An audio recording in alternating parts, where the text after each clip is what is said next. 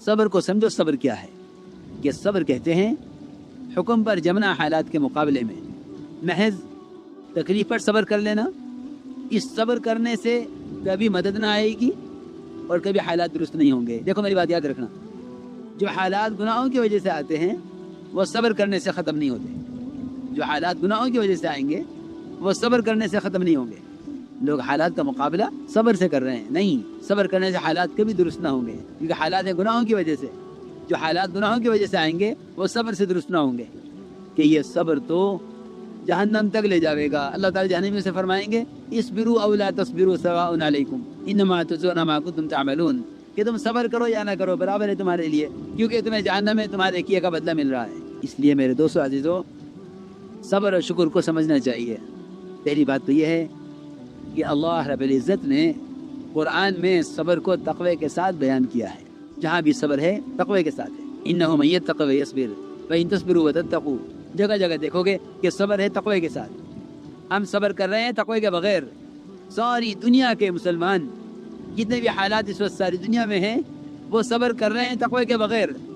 اگر مسلمان صبر کر لے واقعی تقوی کے ساتھ تو اللہ تعالیٰ کی مدد فوراً آ جائے.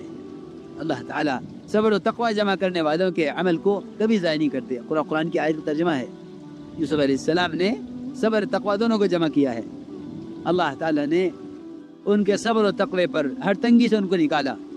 بھائیوں کو تو محتاج کر دیا اور زلیخا کو ماتحت اور پابند کر دیا، صرف اس پر کہ صبر و تقوی اختیار کر لیا.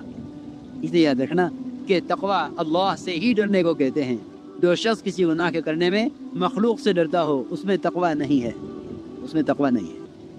جو شخص کسی گناہ کے کرنے میں مخلوق سے ڈرتا ہو اس میں تقوی نہیں ہے. تقوی صرف اللہ سے ہی ڈرنے کو کہتے ہیں. اسی ابن عباس فرماتے تھے رضی اللہ عنہ کہ کسی گناہ کے کرنے میں اگر یہ خیال آئے کہ کسی نے دیکھا تو نہیں، تو یہ خیال اس گناہ سے بڑا گناہ ہے جو گناہ چھپ کر رہا ہے. اس لیے میں کہا کرتا ہوں کہ تقوی اور حیا یہ ایمان کی ایسی علامت ہیں کہ جس کا تعلق صرف اللہ کی ذات سے ہے. بے حیا وہ نہیں ہے جو بے حیائی کے کام لوگوں کے سامنے کرے. بے حیا وہ ہے جو گناہ کا کام چھپ کر کرے. بے حیا وہ ہے جو گناہ کے کام کھل کر کرے، وہ بے حیا نہیں ہے. میری بات ذرا توجہ سننی پڑے گی. لوگ بے حیا جس کو کہتے ہیں جو گناہ کھل کر کرتا ہے. کھل کر گناہ کرنے والے کا تو انسانوں میں شمار ہی نہیں ہے. حدیث میں ہے کہ جو شخص حلال طریقے سے رات گزارے، سننا حدیث، جو شخص اپنی بیوی کے ساتھ حلال طریقے سے رات گزارے اور صبح اٹھ کر لوگوں کو بتلائے کہ رات میں نے یہ کیا ہے، اس کے بارے میں فرمایا ہے کہ یہ اس گدھے گدھی کی طرح ہیں جو اپنی حاجت لوگوں کے سامنے پوری کریں. جب حلال طریقے سے گناہ کر کے لوگوں کو بتلانے والے کو گدھا کہا جا رہا ہے، تو جو شخص گناہ کھل کر کرے کیا اس میں انسانیت کا کوئی حصہ رہ گیا ہے؟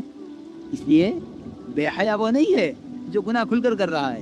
بے حیا وہ ہے جو گناہ چھپ کر رہا ہے. اس لیے کہ حیا کا تعلق مخلوق سے نہیں ہے، خالق سے ہے. حیا کا تعلق مخلوق سے نہیں ہے، خالق سے ہے. حیا کا تعلق مخلوق سے نہیں ہے، خالق سے ہے.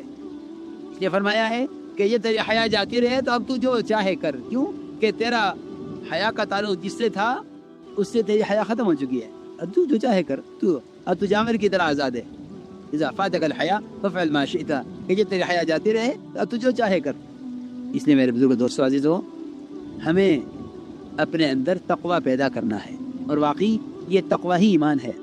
قرآن میں صاف فرمایا ہے الزمہم کلمۃ التقوی وکانوا حق بها واہلها، کہ ایمان والے اس کلمہ لا الہ الا اللہ کے زیادہ حقدار ہیں اور زیادہ اہل ہیں، کیونکہ یہ تقوی کا کلمہ ہے. تو میں عرض کر رہا تھا کہ صبر اور تقوی یہ دونوں چیزیں متلازم ہیں ایک دوسرے کے ساتھ.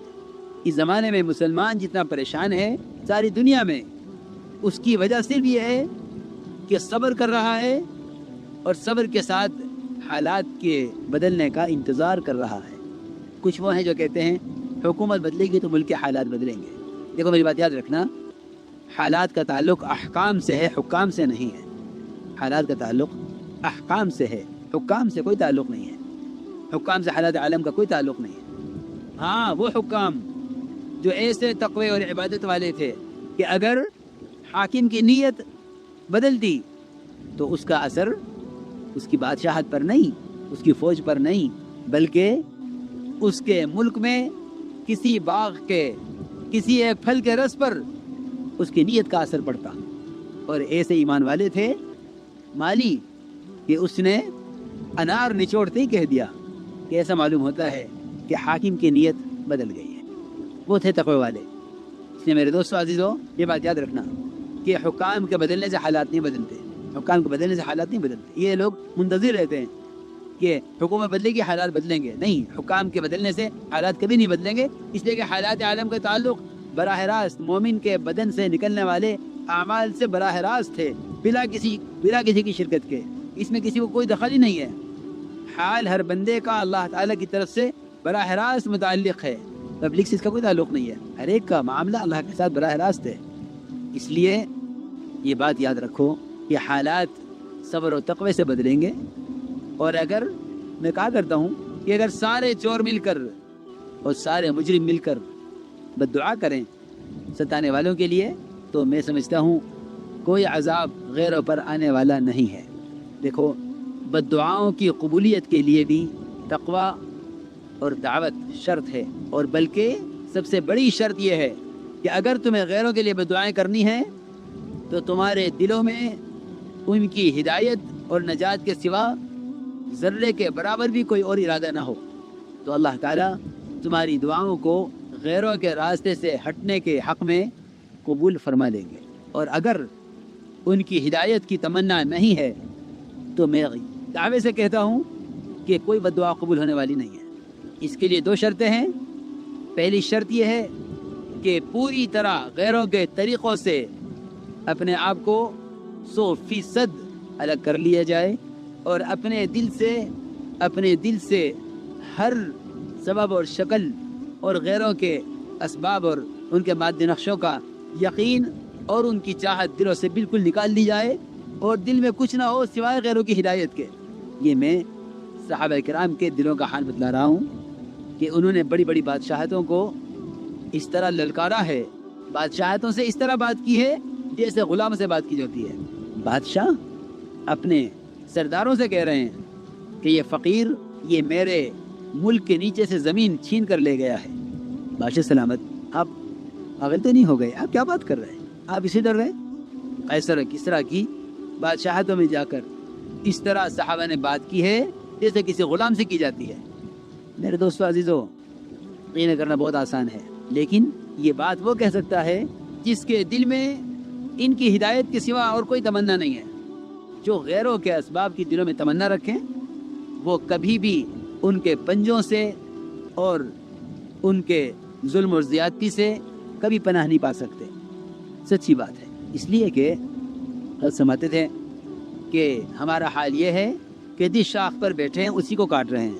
ان کی سی تجارتیں چاہیے، ان کے سے معاملات چاہیے، ان کی سی شکلیں اور ان کی سی شادیاں چاہیے، ان کے سے لباس اور ان کے سے کاروبار چاہیے، سب کچھ ان کا چاہیے، اور پھر ان کی ہدایت بھی چاہیے اور ان کی ہلاکت بھی چاہیے۔ میرے دوستو عزیزو، ان ضدوں کا اجتماع کرنا یہ فضول کام ہے۔ یہ اجتماع ضدان کبھی کسی نتیجے پر پہنچانے والا نہیں ہے۔ صحابہ کرام کے غالب آنے کی صرف شرط ہی یہی تھی کہ وہ غیروں سے کچھ نہیں چاہتے تھے سوائے ان کی ہدایت کے، اور ان کے طریقوں سے اپنے آپ کو اتنا دور کیا ہوا تھا کہ آپ ہمارے صحابہ سے کہ تم غیروں کے طریقوں سے اتنے دور ہو کر رہو کہ وہ لا تتراءى ناراہما، آپ دور سے نظر